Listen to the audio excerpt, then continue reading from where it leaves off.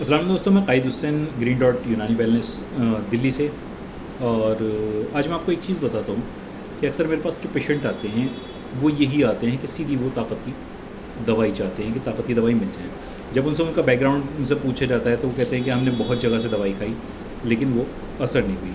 अब यहाँ पर आप इन दोनों चीज़ों को जो है ना, मैं आपको मिला के बताता हूँ कि वो ऐसा क्यों होता है और वो फिर वो गलती वो कहाँ कर रहे होते हैं। देखिए, एक बात याद रखिए कि जब तक सारा कुछ जो है दरबार नहीं सज जाता तब तक बादशाह नहीं आता। बादशाह आता है सबसे आखिर में।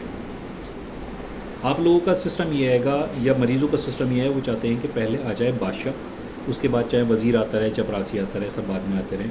वो बात अलग सी, उन्हें वज़ीर चपरासी से कोई मतलब नहीं है। दरबार जब सजता है, जब सारे लोग आके बैठ जाएँ, तब उसके बाद बादशाह है, तब दरबार सजता है। सिस्टम क्या आएगा? जो लोग मास्टरबेशन के या कसरत मुबाशरत के या उम्र के ज़्यादा उम्र के शिकार होते हैं, उन लोगों के अज़ाए रईसा भी देखने पड़ते हैं, पेट का निज़ाम भी देखना पड़ता है, लीवर का निज़ाम भी देखना पड़ता है, दिल की कमज़ोरी, दिमाग की कमज़ोरी, गुर्दों का निज़ाम, वो सारी चीज़ें देखनी पड़ती हैं। तब जाके आपको ताकत की दवाई दी जाती है। और अंधाधुन जो ये कहते हैं कि हर चीज़ के लिए ताकत की दवाई खा लो, तो आप लोग रिज़ल्ट में वहीं फ़ेल होते हो। क्योंकि आपको जब ये चीज़ें बताई जाती हैं सारे हालात समझने के बाद कि भाई पहले इसका नहीं, इस चीज़ का ट्रीटमेंट चलेगा, तब वहाँ पर आदमी की जो है ना सेंसिटिविटी गुम हो जाती है। वो सोचता है कि शायद ये लंबा ट्रीटमेंट चलाने के लिए ऐसा कर रहे हैं, ताकत की दवाइयाँ नहीं दे रहे हैं। देखिए, एक चीज़ और बताता हूँ। मेडिकल पे दवाई लेने में और एक डॉक्टर को दिखा के दवाई लेने में दोनों में फ़र्क होता है।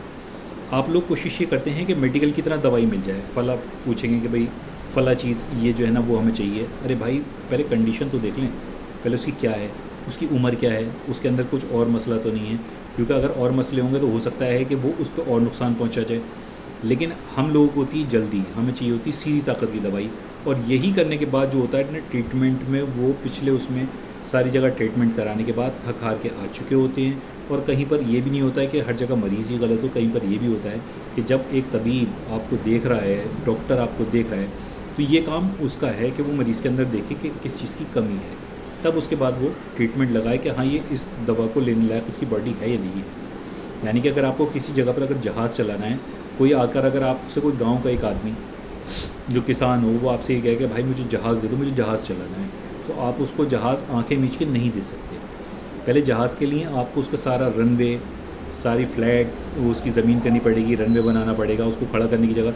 जब सब चीज़ें होने लगेंगी तब आप उसको जहाज़ देंगे, तब वो उससे जाके उस जहाज़ का फ़ायदा उठा सकता है, उसको उड़ा सकता है। ऐसा नहीं है कि आपने उसको खेत में खड़ा करने के लिए दे दिया। खेत में भाई जहाज़ नहीं चलते, समझ रहे नहीं। मैंने जिन लोगों का आपको ट्रीटमेंट का हिसाब बताता हूँ, तो वो लोग ऐसे ही लोग होते हैं जिनके अंदर कोई कमी हुई भी होती है। तो पहले वो लोग बिल्कुल ऐसे होते हैं कि कहना मानने वाले बच्चे जिसे कहते हैं ना, या उनसे ही कह दिया कि यहाँ पर अभी आपको 1 घंटे धूप में खड़े रहना है, तो पहले वो 1 घंटे धूप में खड़े रहते हैं। फिर उसके बाद हम कहते हैं कि अब ये दवाई इस्तेमाल कर लो, तो वो करते हैं। ऐसा नहीं है वो ये कहेंगे बोले यार मैं धूप में तो नहीं खड़ा रह सकता 1 महीना, अगर आप दवाई दे रहे हो तो ठीक है। तो ऐसे लोगों को हम दवाई नहीं देते, या कहीं से भी आपको दवाई ऐसी नहीं लेनी चाहिए। क्यों? क्योंकि भाई उन चीज़ों को, जो ये नुस्खे होते हैं ना, जो आपको बहुत आसान लगते हैं, जैसे हबे अनवार है या हबे बेनज़ीर है, ये वो नुस्खे हैं मेरे भाई जो आम प्लेटफार्म पे या आम तरीके से नहीं दिए जा सकते, नहीं खाए जा सकते। इन सबको देने के लिए पहले बॉडी देखनी पड़ती है कि उसमें किसी और तरह की कमी है या नहीं है। ये तो बहुत ऊपर लेवल की दवाइयाँ हैं, जो उससे नीचे लेवल की दवाइयाँ भी होती है ना, उनमें भी बहुत कुछ देखना पड़ता है। आप कभी भी इलाज करने कहीं पे भी जाएं तो बिल्कुल ऐसे हो जाएं जैसे मुर्दा होता है। मुर्दे को मतलब समझते हैं? मुर्दे का मतलब ये होता है कि अगर कोई हाथ पकड़ के आपको इधर को भी करे तो वो ऐसी हो जाए, इधर को करे तो ऐसा हो जाए, गर्दन पीछे कर दे तो गर्दन पीछे हो जाए।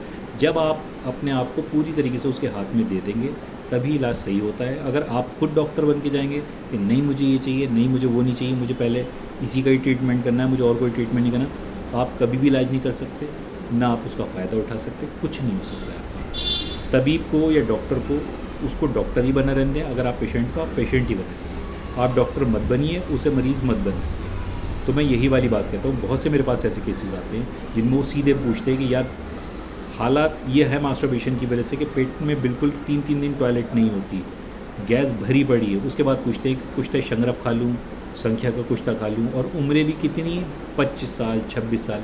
तो भाई फिर मैं वही वाली बात कहता हूँ कि आप डॉक्टर मत बनो, ट्रीटमेंट लो, उसका ट्रीटमेंट आप उसके हिसाब से करोगे, फ़र्क ना हो, तब आप एक बात को कहने के हकदार होते हो कि हाँ मुझे फ़र्क हुआ या नहीं हुआ। उसके बाद वो डॉक्टर ज़िम्मेदार होता है या हकीम ज़िम्मेदार होता है कि उसको फ़र्क हुआ या नहीं हुआ।